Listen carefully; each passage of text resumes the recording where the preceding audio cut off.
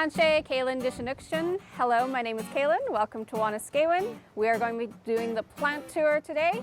And in the park, we would have plants that are both medicinal and food use, which is why people would come and camp here, because we have all these nice plants. This plant here is a Bison Berry or a Soapberry. It's known as a Bison Berry because it was actually noticed that bison were going towards the plant and eating a lot of it. It's a red berry on this species. There's also known as Soapberry because when you mix it with water and whip it up, it actually suds up kind of like soap. So it was used as a cleaner. It also, when combined with other berries, was made to form a form of ice cream to eat as a dessert. It has a very light flavor. It is sweetest after the first frost.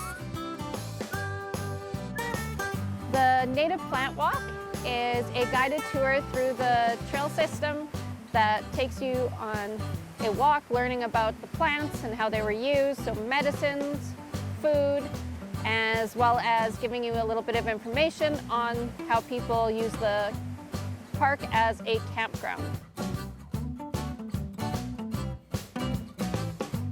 This here is the red willow, also known as Dogwood. You can see that nice red bark on it. It is very flexible when you actually pick it, and so you can make things like hoops for dream catchers as well as games. You can also weave baskets with it, and you can also actually use the outer bark in order to make things like necklaces, adornments. As well, for medicinal, this is a true willow in that if you actually chew the bark or make a tea out of it, it contains salicine, and when you consume it, it actually turns into acetylsalicylic acid in your body, which is ASA or aspirin. This is your original aspirin. I would say my favorite part of the plant walks is getting to teach people about the plants and having them realize that the plants are more than just plants sitting here. They actually do a lot for us, and they still continue to. This here is stinging nettle. Nice tall plants. These are older ones. When they are younger is when it is better to pick them. You can eat them, so cook off the hairs that are on them and eat them. They're high in potassium as well as other minerals. Now when I talk about the hairs, this plant is similar to poison ivy, and it will give you a rash that stings and burns. Unlike poison ivy though, it is not the oils on the plant itself, it is actually the hairs on the leaves as well as on the stems that will actually give you that rash. So when you would pick it, you'd actually pick it going from the bottom up with your palms, because your palms have your thickest skin, so it reacts the least. You also would use this for pain as an anti-inflammatory. The reason why is because for somebody, say, who has arthritis, with the hairs, when you put it onto that spot, it actually interacts with it to actually decrease the inflammation.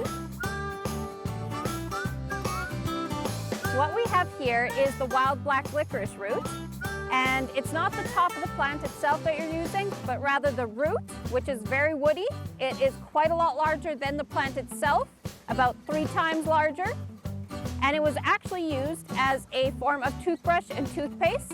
So you would take the root and you'd take a little chunk of it and you'd chew on it. It does taste like black licorice. It is actually what black licorice is made from.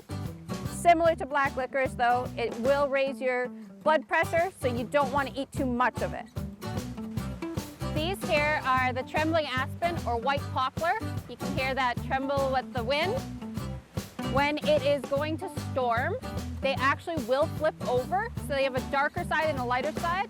When it's going to storm, they'll flip and you'll see the darker side facing you. You'll also notice they have that white coloring, so that's a powder. You can go take that and put it on your skin. It's a sunscreen.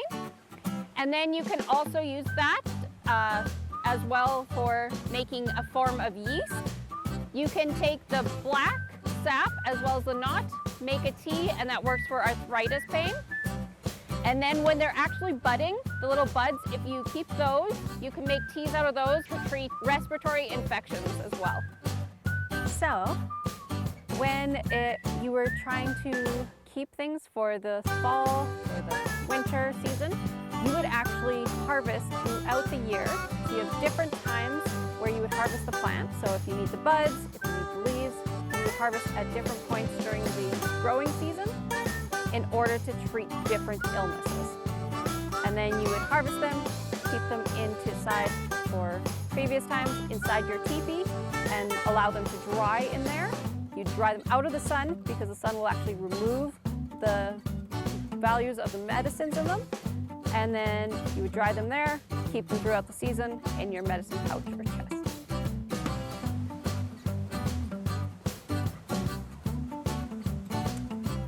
Here we have the dandelion. Now, it is not native to North America. It was brought over, but it is very medicinal. So the milk in the stem, you actually would put that onto warts.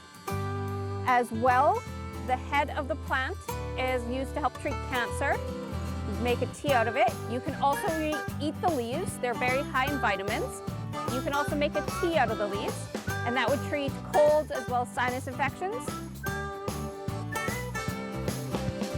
Marcy, thank you for joining us on the Native Plant Walk. Any questions you have, please feel free to contact us. And please join us again for another program and another walk here at Wanuskewin.